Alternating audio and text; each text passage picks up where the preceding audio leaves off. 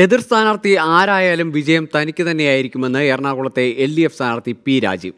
വികസന പ്രവർത്തനങ്ങൾക്കാണ് പ്രാധാന്യം നൽകുന്നതെന്നും ജനങ്ങളിൽ നിന്ന് മികച്ച പ്രതികരണമാണ് ലഭിക്കുന്നതെന്നും പി രാജീവ് 24നോട് പറഞ്ഞു.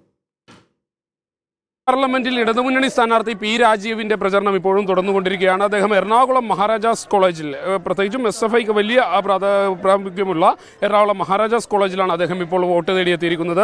എന്തായാലും അദ്ദേഹത്തോട് തന്നെ കാര്യങ്ങൾ ചോദിക്കുക. എങ്ങനെയുണ്ട് രാജീവ്, ദിവസങ്ങൾ ആയിരിക്കുന്നു ഇപ്പോൾ പ്രചരണം തുടങ്ങിയിട്ട്, എങ്ങനെയുണ്ട് ജനങ്ങളുടെ ഭാഗത്തു നിന്നുള്ള ഒരു വളരെ ആവേശകരമായ പ്രതികരണമാണ്. എല്ലായിടത്തും നിറഞ്ഞ സ്നേഹത്തോടു കൂടി ജനങ്ങൾ സ്വീകരിക്കുന്നുണ്ട്. നേരത്തെ പല കാര്യങ്ങൾക്കായി അവർക്കൊപ്പം ഉണ്ടായിരുന്ന ഒരാൾ ഇപ്പോൾ തെരഞ്ഞെടുപ്പുമായി ബന്ധപ്പെട്ട് മറ്റൊരു കാര്യത്തിനായി വന്നിരിക്കുന്നു എന്ന രൂപത്തിൽ തന്നെയുള്ള നല്ല സ്നേഹം നിറഞ്ഞ സ്വീകരണമാണുള്ളത്. നമ്മുടെ മുന്നണി പ്രവർത്തകർ വളരെ ആവേശകരമായി തന്നെ പ്രവർത്തന രംഗത്തുണ്ട്. അതുകൊണ്ട് നല്ല ആത്മവിശ്വാസമാണ് ഈ ഘട്ടത്തിൽ ഞങ്ങൾക്കുള്ളത്. ഒപ്പം തന്നെ എറണാകുളത്തെ സംബന്ധിച്ചിടത്തോളം വിദ്യാർത്ഥി പ്രസ്ഥാനങ്ങളിലൂടെ കടന്നു വന്ന രണ്ട് നേതാക്കൾ തമ്മിലുള്ള ഒരു ഏറ്റുമുട്ടൽ കൂടിയായി മാറുന്നു.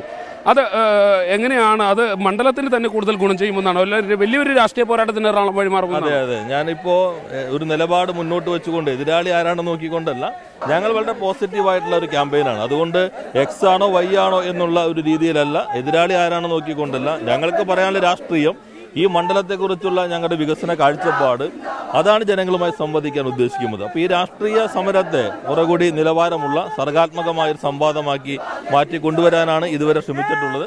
അതിനുമല്ല അനുകൂലമായ പ്രതികരണമാണ് കാണുന്നത്.